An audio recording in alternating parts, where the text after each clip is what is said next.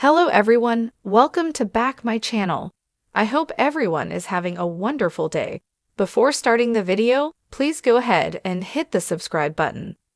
Phyllis has been all but hollering it from the rooftops that Sharon is capable of murder, but no one, not even her closest friends, are buying what she's selling. But when her warnings finally bear fruit, our intrepid young and restless redhead may not be able to say, "I told you so" to her loved ones.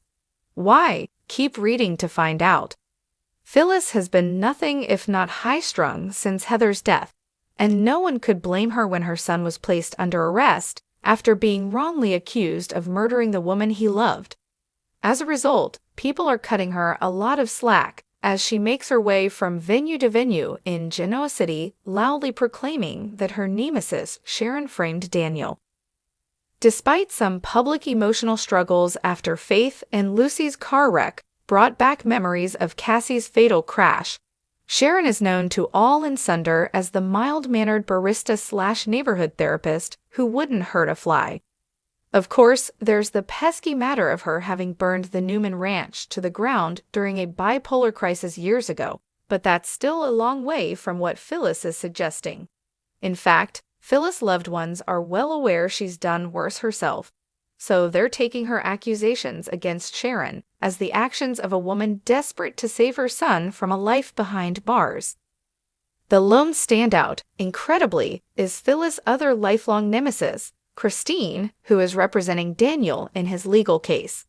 She doesn't believe Sharon killed Heather any more than anyone else in town, but she can see the value of parlaying Phyllis' proclamations into a legal strategy that would create the all-important reasonable doubt.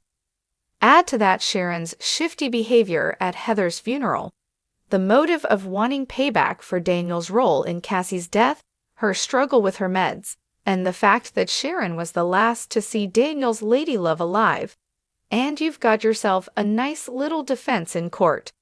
But Phyllis' efforts to convince her family and friends that Sharon is capable of murder have fallen on deaf ears. We, the audience, know she's not entirely wrong. We know that Sharon either killed Heather or at the very least believes she did. She blacked out, and thanks to a little goading from Cameron, is quite prepared to deal with Phyllis as well if push comes to shove. In a nutshell, Sharon and Phyllis are quite literally on a collision course with each other.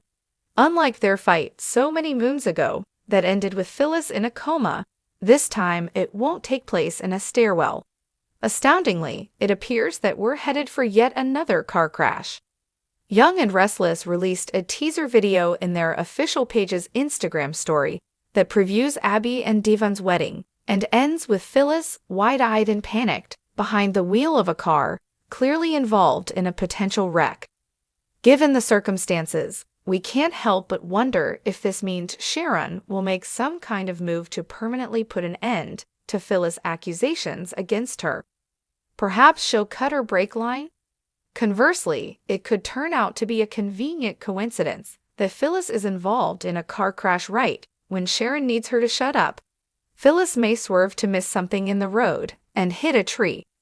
We'll have to tune in to see what goes down as the events surrounding Young and Restless' incredible 13,000th episode play out beginning on Wednesday, November 13.